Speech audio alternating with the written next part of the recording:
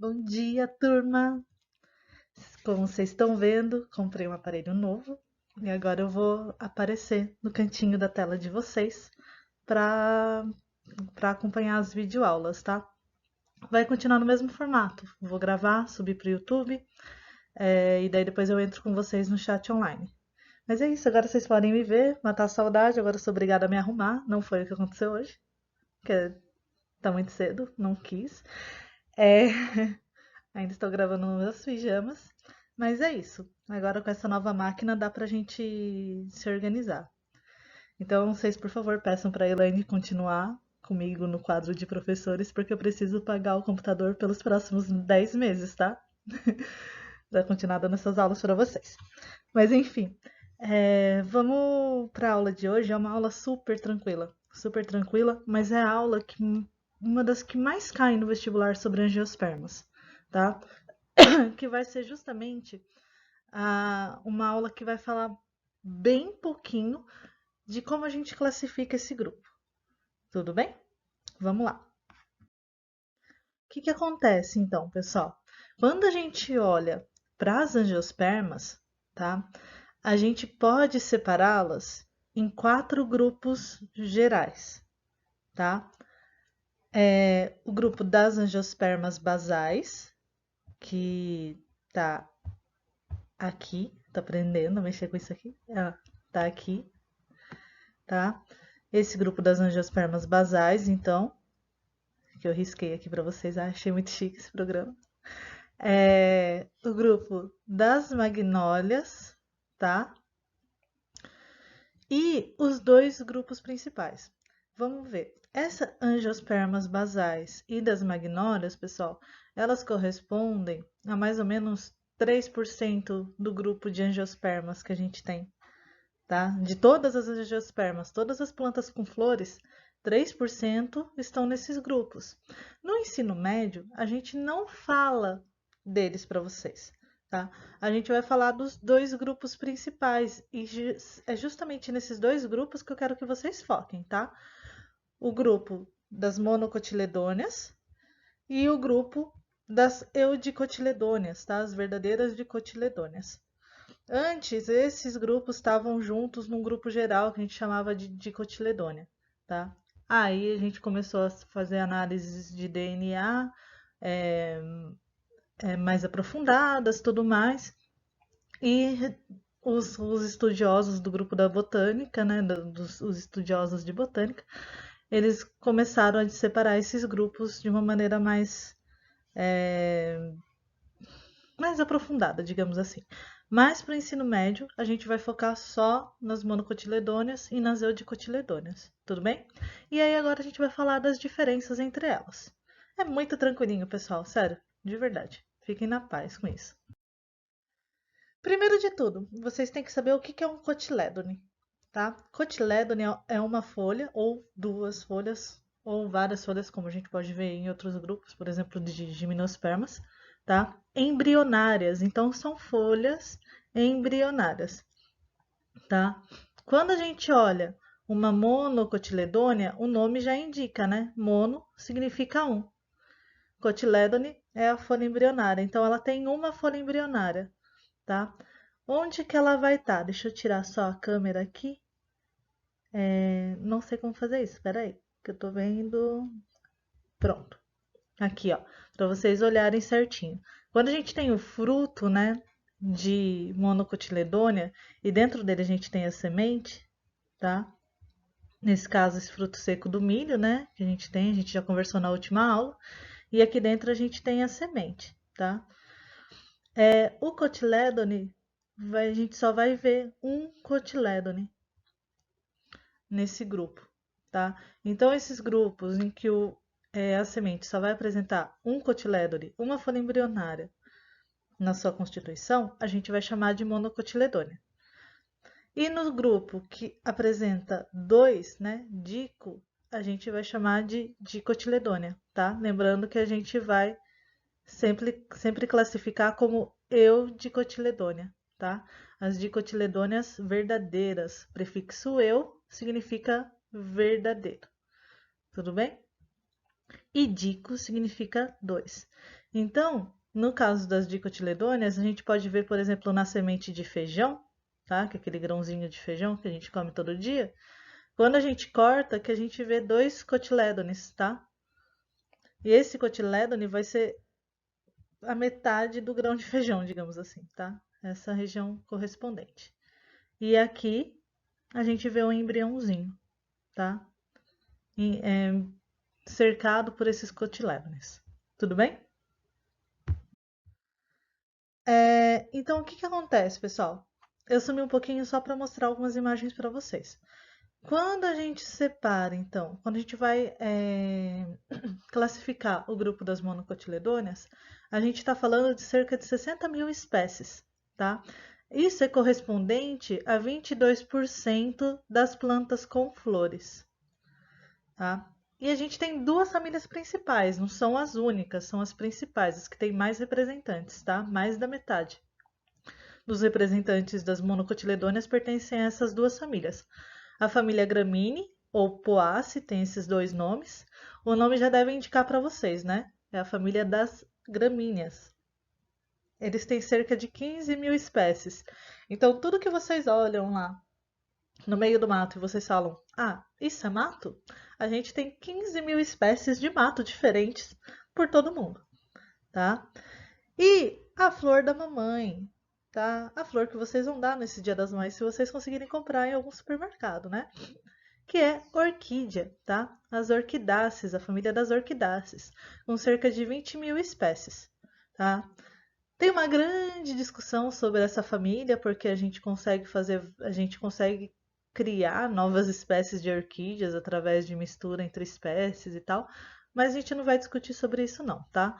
Vamos colocar que a gente tem 20 mil espécies dessas plantas, tá? Dessa família, e ela é a família mais diversa das plantas com flores, tá? Muito comum nas regiões tropicais, tá? E o Brasil realmente é o país mais rico, né, com a maior diversidade de espécies de orquídeas. Então, o que que a gente percebe, pessoal? É um grupo que ele tem uma... Todo grupo da angiosperma tem uma importância econômica, né, muito grande. Mas a gente vê isso muito claro nas monocotiledôneas, tá? A gente vê isso muito por quê? Porque os cereais, né, a grande maioria dos cereais, milho, arroz, trigo, eles pertencem às monocotiledôneas. Tá? Então, importância econômica muito forte na produção de alimento basal. E as orquídeas também têm uma importância muito grande, né? Na floricultura, no paisagismo e tudo mais. Então, representantes básicos que a gente conhece das monocotiledôneas, tá? A bananeira é uma monocotiledônea, tá? Então, o fruto da banana vem de uma árvore que a gente chama de bananeira e é uma monocotiledônea. A bromélia também é uma monocotiledônea. O lírio também é uma monocotiledônea. Palmeiras é uma monocotiledônea, sim, e tem campeonato mundial. É mentira e recalque dos outros que falam que não tem, mas tem, tá? E uma plantinha que ela é considerada de maneira econômica como praga para algumas plantações, porque ela cresce muito fácil no meio das plantações, tá? Que é a tiririca. Ai, desculpa, tá errada a imagem. É essa aqui, tá? Aquele matinho mesmo que a gente vê, que cresce que nem mato, exatamente, é a tiririca, tá? Mas ela tem sua função no ecossistema. Agora vamos ver umas características sobre esses grupos. Bom, como a gente já falou então, a gente tem a presença de um cotilédone, tá? Então, o cotilédone a gente pode chamar de escutelo também, mas dificilmente a gente vê. Aqui é uma fotografia de um fruto, né, de milho no microscópio. Então, aqui o cotilédone é essa região aqui, que eu vou pintar para vocês. Ó, é muito chique isso, tá? Então, tem a presença de uma folha embrionária. E o que que acontece, tá? Nesse grupo de monocotiledônea, o endosperma, lembra que é formado lá com a fecundação da célula espermática junto com os núcleos polares, no endosperma triploide, ele vai ser a reserva nutricional. Lembra que eu falei para vocês que endosperma é reserva nutricional? Então, na monocotiledônea isso fica muito claro, tá? Porque o cotilédone, ele fica aqui pequenininho, tá? Não é tão grande, é maior que o embrião, mas enfim, faz parte do embrião, né, na verdade. Mas fica aqui pequenininho. E o endosperma fica como reserva de nutrientes. Nas eudicotiledôneas, o que que acontece? O endosperma ele é reabsorvido pelo cotilédone e daí os nutrientes ficam restritos no cotilédone. Mas a gente vai ver melhor já, tudo bem? Vamos lá. Então, endosperma vai ser o tecido de reserva de nutrientes. É uma característica que a gente vai ver muito clara nas, nas folhas das plantas de monocotiledôneas. Voltei. É essa questão aqui, pessoal, das nervuras, tá? Se vocês repararem, o que que acontece? A gente vê várias linhas nas folhas, né? Cada linha que a gente vê é uma nervura, ou seja, é um feixe do tecido condutor, dos tecidos, na verdade, condutores de nutrientes, tá? Dos feixes vasculares, como a gente chama, tá? Então é um concentrado deles. E eles estão dispostos paralelamente nas folhas, tá? Então a gente vê uma nervação paralela. Então a gente fala que tem uma nervura paralelinérvia, tá? É uma folha paralelinérvia, tá? As nervuras, os tecidos condutores, tá? Não é tecido nervoso, é nervura de tecido condutor, tá? Elas são paralelas, tá? Os feixes vasculares são paralelos. Então, é esse o tipo de folha que a gente encontra. Outra coisa que a gente vai ver também, as flores, elas têm disposições trímeras. O que que isso significa? Que as sépalas vão se apresentar em números de múltiplos de 3. Então, pode ser 3 sépalas, 6 sépalas, 9 sépalas, 12, 15, enfim, tá? Mas sempre números múltiplos de 3. E as pétalas também. Então, por exemplo, aqui no lírio, a gente vê isso, tá? A gente vê 3 arranjos aqui, ó, 3 pétalas em cima e a disposição aqui de outras 3 pétalas embaixo, tá? Múltiplo de 3, 6. E o mesmo vale para os estames e para os carpelos. Olha os estames aqui, a gente só consegue ver as anteras, né, mais detalhadas, essas em pretinho aqui. Quantas a gente vê? Isso mesmo, 6. Tá? Então a gente vê essa disposição sempre trímera, né? Derivada múltipla por 3. Na orquídea a gente vê também, tá? Essa primeira folha, uma folhinha aqui embaixo, uma folhinha aqui em cima, 3. E essa aqui, e essa folha aqui mais rosada, que é modificada, mas é referente, desculpa, uma pétala modificada, tá? Mas é a terceira também, então a gente vê esse múltiplo de 3. Outra característica muito clara também das monocotiledôneas é a raiz em cabeleira, que a gente fala, ou em fascículos. Então você não vê uma estrutura de raiz principal. Você vê a raiz toda dividida, tá? Em várias porções aqui, tá? Porções iguais, como se fossem fios de cabelo. Por isso que a gente chama de fios de cabelo, tá? Mas o correto desculpa, raiz em cabeleira. Mas o melhor, mais bonito é a gente falar de raiz fasciculada, dividida em fascículos, tá? Aqui tá bem claro para vocês essa raiz fasciculada. Na cebola a gente vê também, tá? A raiz da cebola é isso aqui. Geralmente vem muito pequenininha, né? Quando a gente compra no supermercado, eles cortam. Mas isso aqui é a raiz da cebola, tá? Se vocês quiserem tentar pegar uma cebola escondida da mãe e pegar e tentar plantar, depois vocês desenterram e veem que a estrutura da raiz vai ser essa daqui, bem fasciculada. Então vocês já sabem que quando vocês olharem e acharem raiz assim, vocês estão vendo uma planta monocotiledônea, tá? O milho também é bem característico de ser assim também. E outra coisa que a gente vai entrar com mais detalhes quando a gente for para as aulas mais de anatomia vegetal, né, quando a gente for entrar mais nos tecidos e tudo mais, é essa disposição dos feixes vasculares. Então, os feixes vasculares, né, lembrando que a gente está falando dos vasos condutores de floema e xilema, tá? Esses vasos, pessoal, eles estarão arranjados em feixes, tá? Então, a gente tem porções de de vasos condutores. Então, floema xilema, xilema junto, floema xilema. Qual que é a característica interessante que a gente vai perceber, pessoal? Nas monocotiledôneas, essas estruturas, que parece uma carinha gritando, né? São os feixes vasculares. Quando você corta o caule transversalmente, então o caule está aqui, tá? De pé na terra. Você vai cortar ele transversal. E aí você pega e olha para o caule, igual eu estou mostrando para vocês, né? Coloca esse caule no microscópio. Vocês vão ver, então, que os feixes eles estão distribuídos pelo caule, tá? Não tem uma forma totalmente simétrica, tá? Então eles estão dispersos pelo caule. É diferente das eudicotiledôneas, eu vou mostrar para vocês a figura daqui a pouquinho. Então dá para ver bem bonitinho como é disperso esse arranjo dos feixes vasculares. Agora vamos falar das eudicotiledôneas.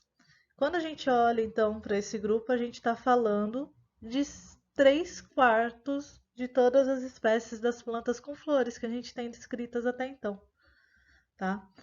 Então, é muita planta, tá? Muita planta. Vamos ver as características que eles têm em comum. Quando a gente olha, então, pessoal, para as eudicotiledôneas, o nome já fala, elas vão ter 2 cotilédones, tá? E relembrando, durante o desenvolvimento da semente, esses cotilédones aqui, eles vão pegar e absorver o tecido nutritivo do endosperma e eles vão começar a armazenar o tecido nutritivo, tudo bem? Então, eles roubam o papel do endosperma, digamos assim, tudo bem? A gente vê muito claro os cotilédones, pessoal, porque quando a gente vê a germinação da semente, que é um assunto que a gente vai falar um pouquinho na semana que vem, a gente vê, por exemplo, quando vocês plantavam um feijãozinho, tá? O cotilédone, ele se mostra visível assim que a semente germina e sai para fora da terra, tá? Então, essa estrutura que a gente vê aqui, que parece uma folhinha mesmo, tá? Que acompanha a, a planta no seu crescimento, né? No seu primeiro crescimento, depois ela cai. Essas estruturas são os cotilédones, tá? Então a gente vê 2. Outra característica que elas têm, pessoal, a disposição das estruturas, né, ou que a gente pode falar dos verticilos florais, sépala, pétala, estame, carpelo, pode ser ou múltiplo de 4, então a gente fala tetrâmeras, por exemplo, aqui a gente vê 4, tá? Tetrâmeras, ou pentâmeras, tá? Por exemplo, hibisco.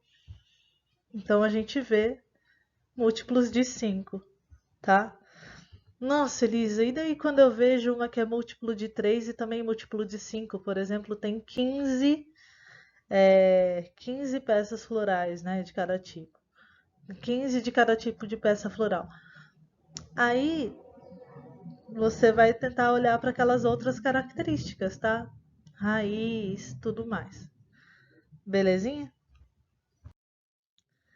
Ou pela folha, que é mais fácil, você não precisa arrancar a planta do chão. O que vocês vão perceber, pessoal? Que essa folha, ela tem a disposição das nervuras, né, dos tecidos condutores, em forma de rede. Então, você vê uma nervura principal, né, um eixo principal, dela saem algumas ramificações e dela saem outras ramificações menores aqui, ó, formando estruturas que parecem redes mesmo, sabe? Ou teias, né? Vocês estão vendo? Então, essas folhas, né, a gente chama de folhas reticuladas, e elas são características de eudicotiledôneas, tá? Isso é bem fácil de ver. E a raiz, pessoal, o que a gente pode observar da raiz dessa planta, tá? Ela é uma raiz que tem um eixo principal. Então, axial significa eixo, tá? Axis significa eixo. Então, uma raiz axial ou pivotante, que a gente pode chamar. Tem um eixo principal e desse eixo partem raízes secundárias ou terciárias, tá? Partem raízes menores, mas a gente vê um eixo principal, tá? Aqui uma plantinha, o eixo principal da raiz se formando. Aqui a cenoura, pessoal. A cenoura, a estrutura que a gente come mesmo, né? Que a gente faz, bolo de cenoura e tal, é a estrutura da raiz, tá? Então, é uma raiz principal que armazena nutrientes. Tudo bem? O que isso favorece, pessoal? Acaba favorecendo que essa raiz, né, esse eixo principal, ele ajuda a dar mais suporte quando a gente olha para plantas grandes, tá? Isso acaba auxiliando, mas não é totalmente verdadeiro. Por exemplo, a gente vê palmeiras de muitos metros de altura com raiz em forma de cabeleira, tá? Então, e a gente falando de monocotiledônia, né? Mas esse eixo, né, ele favorece muitas árvores eudicotiledôneas de terem um grande porte, né, de largura e altura. Deixa eu só falar uma coisinha que eu não falei para vocês lá na raiz de cabeleira. Anotem aí, voltem lá para o caderno na parte de raiz fasciculada. A raiz fasciculada, por ela ter várias raízes, vários fascículos, essa estrutura de cabeleira, ela ajuda a segurar bastante o solo, tá? Os grãos de solo, tá? Então eles ficam aderidos nessa raiz, ficam presos, porque elas atuam, funcionam como se fossem verdadeiras redes, digamos assim, prendem o solo, e isso ajuda a evitar a erosão. Então, quando chove, né, ou quando tem vento, mas vamos pensar na chuva, no processo de lixiviação. Quando chove, se você tem um solo desnudo, sem plantas, tá? Esse solo vai embora. Então, ele acaba erodindo. Mas, se você tem gramíneas plantadas naquele solo, essa raiz cabeleira, né, que vai fazer uma corrente, digamos assim, né, vai preencher toda aquela superfície dentro, né, do solo, isso acaba segurando esse solo e evita a erosão, tá? Então tem essas possibilidades. Tudo bem?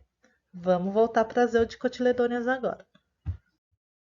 Outra coisa que a gente vê nas eudicotiledôneas, pessoal.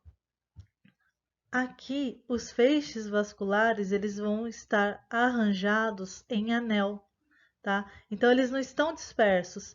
A gente consegue ver, aqui estão os feixes vasculares, tá? A gente consegue ver que eles estão estruturados, estão arranjados em anel aqui em volta, tá? E aqui no centro a gente vê a região de medula, que vai ser uma região de parênquima, mas a gente não vai falar disso agora, tá? Mas vocês percebem que eles não estão dispersos pelo caule da planta, né? Eles estão arranjados em anel. Então essa é uma diferença muito visível quando a gente olha no microscópio, tá? Para diferenciar uma eudicotiledônea de uma monocotiledônea. E é isso, pessoal, tá? Essas são as diferenças entre os dois grupos, tá? Que favorece também a classificação geral desses grupos. E é super tranquilo. Na apostila de vocês tem a tabelinha, no livro texto tem tabelinha, onde vocês forem vai ter tabelinha, exercício vai pedir essas diferenças, vai apresentar tabelas e pedir para vocês classificarem, tá? É muito simples. Tudo bem? Então, daqui a pouco a gente vai para nossa aula online. Beijo, beijo para vocês, gente.